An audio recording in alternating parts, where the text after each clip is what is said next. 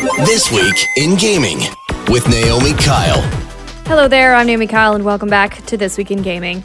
This week we're catching up on a new world record in gaming, a console classic making its way to PC, Overwatch's latest season, what to expect from gaming's biggest gaming event happening this week, and some leaked release dates. We've got all of this week's gaming news, so let's get started. A gaming legend set a Guinness World Record for having the most video game consoles plugged into a single TV. Cable management guru Ibrahim Al-Nasser is a video game collector from Saudi Arabia whose massive collection posed a unique problem. When Ibrahim wanted to play a game on a different console, he would have to unplug the console occupying one of his TV's very few HDMI ports and plug a new console in its place. That's when he was struck with the idea, why couldn't he have all of his consoles plugged into the same TV? All it would take is some adapters, switchers, and power strips. One spreadsheet and dozens of adapters later, Ibrahim had all 444 of his game consoles plugged in and ready to play with just the flip of a switch. He uses his spreadsheet to keep track of what switchers need to be turned on to get the desired console on the TV. When asked by Guinness World Records what his favorite console was, he said the Sega Genesis is his favorite and the greatest console of all time. I am more of a Nintendo 64 girl myself, but I think we can agree that the 16-bit era was the greatest generation in gaming history, right? Good news may be on the horizon for PC gamers. It appears that a Rockstar title that has been trapped on console for over a decade could be making its way over to PC very soon. Red Dead Redemption's page on the PlayStation Store was recently spotted with an updated description that reads, "Experience the epic Western adventures that defined a generation. Now on PC for the first time ever," featuring the complete single-player experiences of both games, including bonus content from the Game of the Year edition. Red Dead Redemption features all of the 2023 console version upgrades plus PC-specific enhancements, including support for increased resolutions and frame rates, multiple displays, and other accessories, plus spatial surround sound. The description of Red Dead has since reverted back to its original state with no mention of PCs anywhere. The change was obviously a mistake, but unfortunately for the poor intern that likely made the update, the cat is out of the bag. Red Dead Redemption 2 has been available to play on PC with online multiplayer, and although it looks like there will be no multiplayer available for Red Dead Redemption at launch, it is safe to say we can count on the modding community to pick up the slack. Blizzard released a new trailer for Season 12 of their arena shooter, Overwatch 2. The 2.5-minute trailer was all thriller, no filler, including a new hero, maps, skins, and a sneak peek at Overwatch's latest crossover. Juno, Overwatch's latest hero, has left her home planet Mars to assist her fellow heroes here on Earth. As a support hero, Juno can provide added healing and buffs to her allies while simultaneously dealing damage to the enemy. As previously mentioned, Season 12 offers 2 new maps. The first map, Hanaoka, takes heavy inspiration from Kyoto, Japan with its incorporation of Japanese architecture and cherry blossoms. The second map, Temple of Anubis, encourages battle in an ancient Egyptian-inspired arena adorned with gold and pyramids jutting out from underneath the hot desert sand. To match the vibe, Season 12 is introducing new Egyptian-themed skins for heroes like Doomfist, Ana, Ilyari, Ash, and Reaper, whose skin transforms him into Anubis, the Egyptian god of death. At the end of the trailer, we get a tiny sneak peek at what the next crossover event for Overwatch would be, and it is none other than World of Warcraft. Yep, Blizzard's 2 most popular IPs are teaming up. We caught a glimpse at Frostmourne, the Lich King's infamous sword, which has been roboticized slightly to appropriately blend the Lich King and Bastion's art styles. Season 12 for Overwatch 2 launches August 20th and is free to play on all platforms. As some of our listeners might recall, Tango Gameworks, responsible for developing the rhythm action adventure HiFi Rush and one of Xbox's most talented video game studios, was canned back in early May. The news came as a shock and broke the hearts of gamers across the world. Why would Microsoft kill off the studio responsible for one of the best exclusives on the Xbox Series X and S? And what would this mean for the future of the HiFi Rush game? Well, I have good news for friends. Krafton Incorporated, parent company of the Battle Royale PlayerUnknown's Battlegrounds, has stepped in, saving Tango Gameworks from the cold touch of death. Krafton has said in a press release, as part of this strategic agreement, Krafton intends to collaborate with Xbox and ZeniMax to ensure a smooth transition and maintain continuity at Tango Gameworks, allowing the talented team to continue developing the HiFi Rush IP and explore future projects. After weeks and weeks of layoffs, it is exhilarating to come across a story of a game studio saved from the brink of extinction. The gameplay in HiFi Rush was a breath of fresh air for me, and I can't wait to see what Tango has planned for the future of this game. I expect to see this small indie smash hit turn into a long-celebrated video game IP. I am very excited to share with you new release dates for 3 very highly anticipated titles. We'll start things off with Dragon Age the Veilguard, which, thanks to a minor slip-up on the video hosting platform Streamable, BioWare had revealed the game's release date trailer several hours early. After realizing their mistake, BioWare quickly pulled the trailer, but not before Twitter user Wario64 posted a screenshot with the release date seen by over 1 million of their followers. Dragon Age Veilguard is slated to release on October 31st, 2024.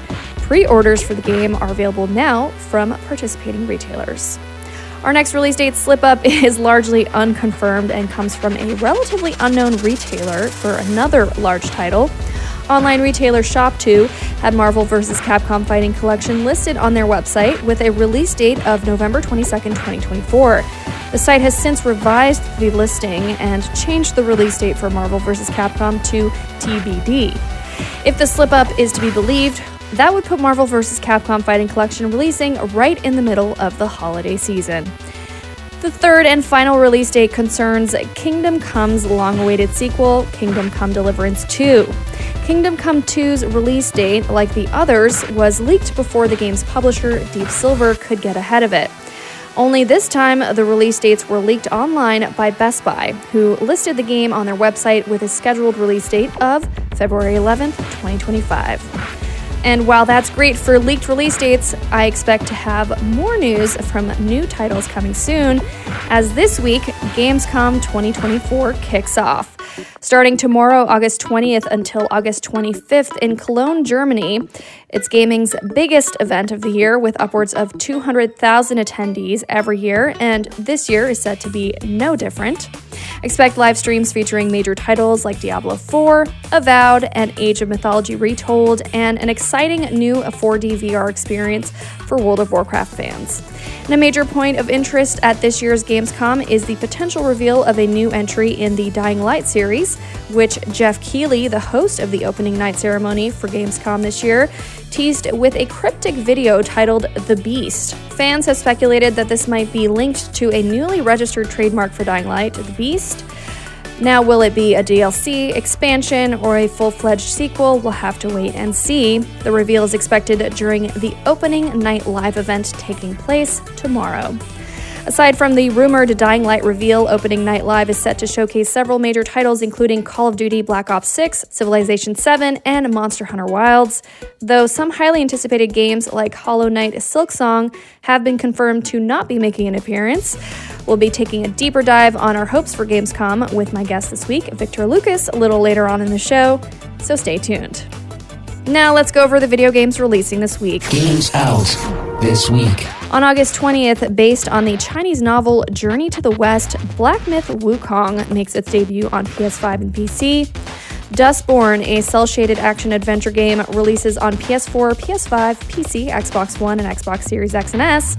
Then on August 23rd, PlayStation's arena shooter Concord graduates from beta and releases onto the PS5 and PC. Amazon Prime subscribers can download Grime Definitive Edition, Kiwi, Figment 2, Creed Valley, Young Souls, and Spells and Secrets for free starting August 22nd. And the Epic Games Store will have the Callisto Protocol available to download for free from August 22nd until the 29th. Quest complete. So that's the news for this week. It's now time to chat with our guest, Victor Lucas, who joins us to chat about Gamescom and all the big games we're hoping to see. Victor also shares his perspective on the role of gaming in kids' lives. Select game mode. Multiplayer. Hey, Victor. Welcome back. Thank you. Thanks for having me. Yeah, I'm. It's a great time to chat with you. We've got a big event, one of the biggest events in gaming, happening literally starting tomorrow. I think it is now Gamescom. the biggest Yeah. because E3 is gone, and Yep. already it was massive before, but E3 kind of cleared the board, and Tokyo Game Show might be up there too, though. I'd imagine so. But yeah, as it stands right now, Gamescom is the biggest one we have coming up, and it starts tomorrow, goes until the 25th of August. So many days of game announcements, hopefully, a lot of things to look at. But let's get right into it. Is there anything you foresee being a big announce or a surprise announce that you think might happen at Gamescom? Ooh, well, I think Indiana Jones is actually going to steal the spotlight. I think Xbox is going to put a lot of promotional power behind this game. It's their big, original title based on IP, but it's their big title, I think, for the holiday season. And I think that this is their last real chance to kind of come out in front of as many people as possible and show off what a cool game it is shaping up to be. I can't wait to play that game.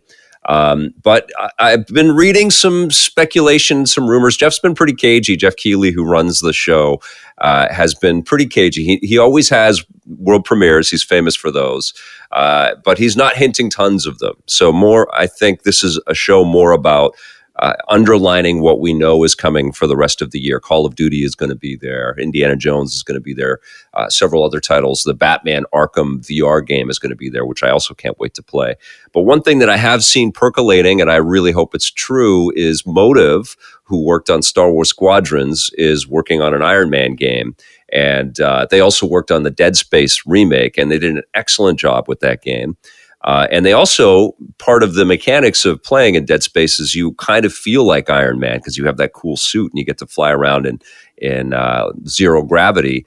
And so I thought that they handled that perfectly, and it really made me think, oh, these guys would be great for Iron Man. So I really want to see what they're up to with that character. I'm a huge fan of superhero video games. I feel like every video game turns you into a superhero. Yeah, so you might as well just play as superheroes. That's right. I mean, we have Marvel Rivals will probably make an appearance at Gamescom too. Yeah, so yeah, it will. it's totally it's taken over. It's taken over. We're in the Marvel realm right now, and even DC. We are. Yeah, so that's exciting. Is there anything that you're particularly excited to see at the show? I have my list of things that I'm going to be keeping an eye on, but is there anything that you're particularly excited for? I can't break the embargo that I'm under, but I've seen some things that I'm excited for the world to see because it really impressed the heck out of me when I saw it. I was like, wow, this is really, really fun. And I'm super, super stoked. So that was one game that I saw. I'm just looking forward to sort of, getting my calendar figured out for the rest of the year with the games that are coming out, because I know I call it the game avalanche. It happens every autumn for us that cover video games. Yeah, the flood, the game flood or the game avalanche. I like avalanche better. Yeah. Well, you just feel like or you're at a buffet and you just can't stop eating. You've got all of these great entertainments. So I feel like we're about to go into that right now. And I think the Gamescom event that Jeff puts together does a really good job at sort of isolating, what those weeks on the calendar actually look like for all of us that cover this stuff. Oh my gosh. Yeah. It's a long list. It's a long list of things. It is. And I've also been just super impressed by Jeff and his ability to make these shows bigger and better and faster and more fun and filled with cool guests. I really, Jeff used to work with me on Electric Playground, and I go way back with him. And he's a great guy. And I just really... And he's Canadian as well. I know Canadians are everywhere in games. It's awesome. Everywhere. But I'm just super proud of him. And I'm just super impressed by, what he's able to do and the shows that he puts together. Not easy stuff. I know that. And my hat's always off to him. Oh yeah, he's built up a really great team over the years, and this particular show, I love it. He's announced that Shox will be one of his co-hosts for opening night, which is very exciting. For those who don't know, Shox is from League of Legends realm. She's an esports caster / host personality. Great person to have, especially that she's from that era. She's very much on the European side of things, but to see her join in with Jeff, to have this whole big hoopla. I'm just glad that Jeff has kind of taken over a bit of the realm of Gamescom. It has evolved over the years, and I was really happy to see that he became more of a part of it. It's a different audience out there. It than is. the North American audience. It It's is. not Summer Game Fest. It's not That's the right. Game Awards. It is kind of a different crowd. There's unbelievable appreciation for games everywhere in the world, but different countries and different territories like different things about video games. That's And right. I think that's why Civ 7 is taking such a huge spotlight at games. Not that that game doesn't deserve it, but Civ 7, it's a huge game, but I don't know if it's like the first thing on the marquee type of game in 2024. But in Germany at Gamescom, I think it is. I think that they're super into strategy experiences. They're super into PC gaming out there, I think specifically. And you see that, I think, in terms of the stories that bubble up out of that conference year in, year out. And I think that's what you're talking about there, Jeff, is kind of leaning more into serving that demographic in that marketplace, which he's done this like 5 or 6 years now, which makes a lot of sense, right? Yeah. He's evolving from the North American zeitgeist to different areas of gaming and different crowds. What else did I want to talk about today? In particular, I wanted to touch on something that's maybe specific to your perspective and you might have some good perspective on. But kids' gaming habits these days. What have you seen the most? What is the thing that's taken over kids' lives these days when it comes to games? Well, I do have insight into this. I have a daughter who might be the luckiest kid on the planet. She has access to every game, and it's been interesting because I don't like to force ideas on her with the software. I tell her what's coming in. I'm super excited for her to enjoy The Legend of Zelda Echoes of Wisdom. Yeah. I can't wait for that game. Me neither.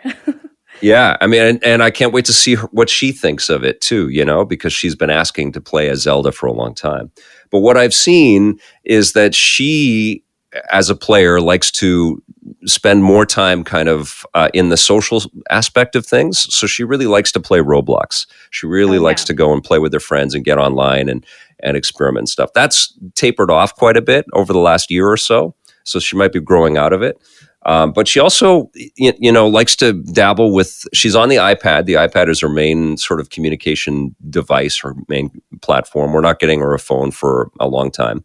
And so I've got her an Apple Arcade account that she can download all of the Apple Arcade stuff. So she's not inundated with all of these games with microtransactions and little doodads the extra stuff that you can buy. And I've had a lot of conversations with her about kind of the shell game that can be with players, and how it's not always a $1-for-$1 kind of transaction. It's not always that you're buying something and you're getting exactly that. Sometimes you're spending more so that you can get the thing that you really want, and then you have stuff left over. It's kind of like a carnival game in a way. Mm-hmm. And so I've talked to her about that, and I've talked to her about blind boxes, and we've kind of put a ban on blind boxes because there's a whole thing in blind boxes with the toy side of things as well. Like there's a whole industry around that, and it becomes a form of gambling. There's no other way to think about it, because you're taking the chance that you're going to get what you want, but you don't know what you're getting.